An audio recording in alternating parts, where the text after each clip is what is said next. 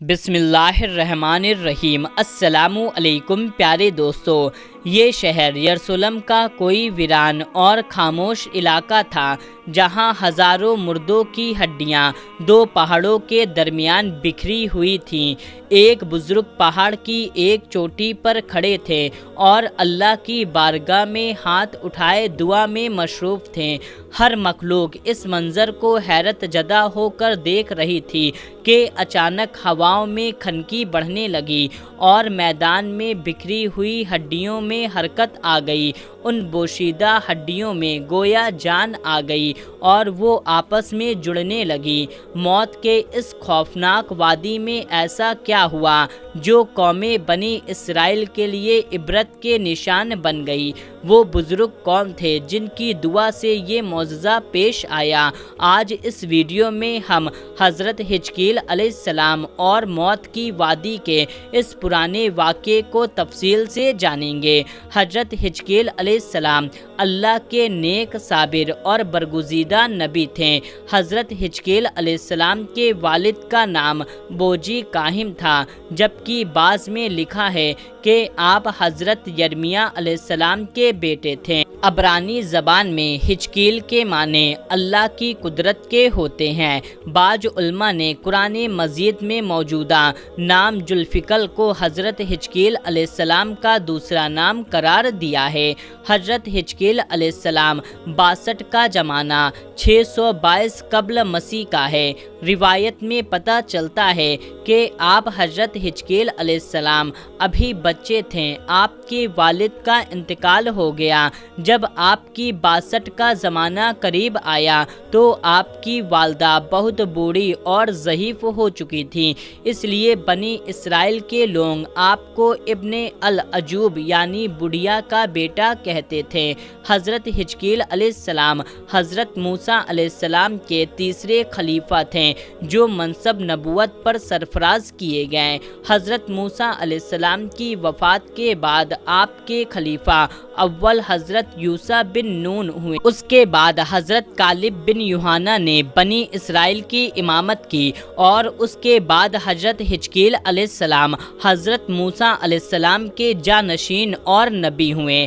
دراصل حضرت موسیٰ علیہ السلام سے حضرت عیسیٰ علیہ السلام تک اس طویل عرصے میں اللہ تعالیٰ نے بنی اسرائیل میں بہت سے پیغمبروں کو بھیجا جن کی درست تعداد کا علم صرف اللہ عز و جل کو ہی ہے۔ ان میں سے چند پیغمبروں کا تذکرہ قرآن مجید میں ہے، بعض کا تفصیل سے تو کچھ مختصر سا ذکر ہے، لہٰذا حضرت یوشع اور حضرت حزقیل علیہ السلام کا تذکرہ قرآن مجید میں موجود نہیں۔ البتہ بعض واقعات جن میں سے ان نبیوں کا ذکر حدیث اور اقوال میں ملتے ہیں۔ حضرت حزقیل نبوت کے منصب پر فائز ہوئے تو بنی اسرائیل میں سرکشی اور نافرمانی عام تھی۔ جھوٹ، منافقت، رشوت خوری، حسد، کینہ معاشرے میں سرایت کر چکی تھی۔ لوگ بے حیائی اور بدکاری پر فخر کیا کرتے تھے۔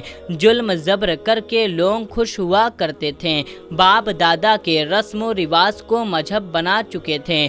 قوم اتنے فرقوں میں بڑھ چکی تھی کہ ان کا شمار ممکن نہیں رہا۔ اس بدترین معاشرے میں حضرت حزقیل علیہ السلام نے توحید کا پرچم بلند کیا۔ آپ نے اپنے قوم کے لوگوں کو سچائی، راستہ بازی کی تعلیم دی اور لوگوں کو صراط المستقیم پر چلنے کی ہدایت دی، لیکن ان وعد و نصیحت کا اور تبلیغ کا ان لوگوں پر کچھ اثر نہ ہوا اور وہ اپنے رئیس پر قائم رہے۔ لہٰذا آپ نے بنی اسرائیل پر آنے والے عذاب اور ہولناک تباہی سے انہیں آگاہ کیا۔ بائبل میں آپ سے منسوب صحیفہ موجود ہے جو بائبل کی آخری کتاب ہے۔ صحیفہ حزقیل میں آپ کی پیشن گوئی تفصیل سے موجود ہے۔ سن 550 قبل مسیح میں بابل کے بادشاہ بخت نصر نے بیت المقدس پر حملہ کر دیا، لہٰذا یہودی خوف زدہ ہو کر قلعہ بند ہو گئے۔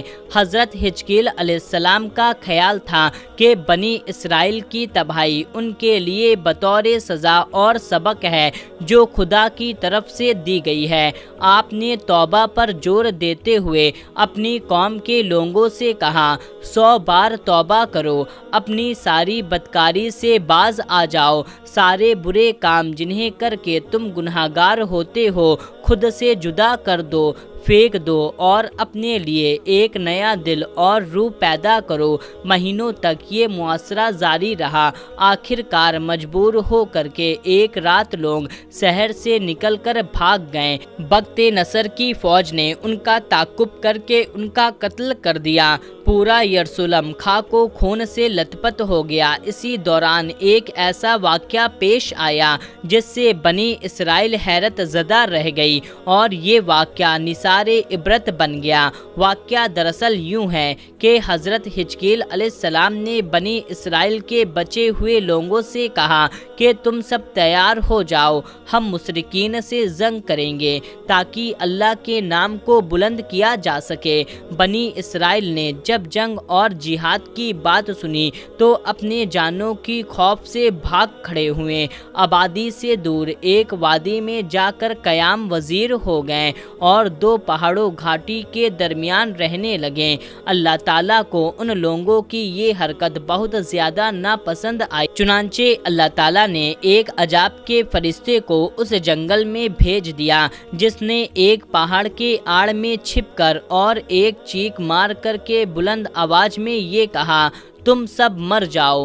اس بھیانک چیخ کو سن کر کے سب لوگ وہیں کے وہیں مر گئے، جن کی تعداد 70,000 تھی۔ ان مردوں کی تعداد اس قدر زیادہ تھی کہ لوگ ان کے کفن دفن کا کوئی انتظام نہ کر سکے اور ان لوگوں کی مردہ لاشیں کھلے میدان میں بغیر کفن کے پڑی رہیں۔ کچھ عرصے بعد یہ لاشیں اسی طرح پڑی رہنے کی وجہ سے سڑنے لگی اور بے انتہا بدبو سے پورے جنگل بلکہ اس کے اطراف میں بدبو پیدا ہو گئی۔ کچھ لوگوں نے ان کی لاشوں پر رحم کھا کر کے چاروں طرف سے دیواریں اٹھا دیں تاکہ یہ لاشیں درندوں سے محفوظ رہ سکے۔ کچھ دنوں کے بعد حضرت حزقیل علیہ السلام کا اس جنگل سے ان لاشوں کے پاس سے گزر ہوا تو آپ نے قوم کے 70,000 انسانوں کی اس موت ناگہانی اور بغیر کفن لاشوں کی فراوانی دیکھ کر رنج و غم میں ان کا دل بھر گیا۔ آپ دیدہ ہو گئے اور اللہ کے دربار میں دکھ بھرے دل سے گڑ گڑا کر دعا مانگنے لگے، یا اللہ، یہ میرے قوم کے افراد تھے جو اپنی نادانی سے یہ غلطی کر بیٹھے، موت کے ڈر سے شہر چھوڑا جنگل میں آ گئے، سب میرے شہر کے باشندے ہیں، ان لوگوں نے مجھے محبت تھا اور یہ لوگ میرے سکھ دکھ کے شریک تھے۔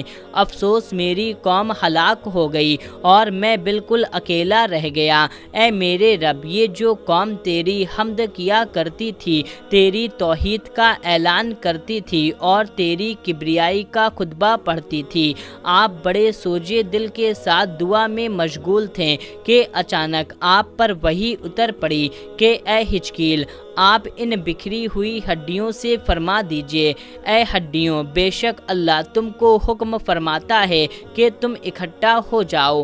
یہ سن کر بکھری ہوئی ہڈیوں میں حرکت پیدا ہو گئی اور ہر آدمی کی ہڈیاں جمع ہو کر ہڈیوں کا ڈھانچہ بن گیا۔ پھر یہ وحی آئی، اے حزقیل، آپ فرما دیجئے، اے ہڈیوں، تم کو اللہ کا یہ حکم ہے کہ تم گوشت پہن لو۔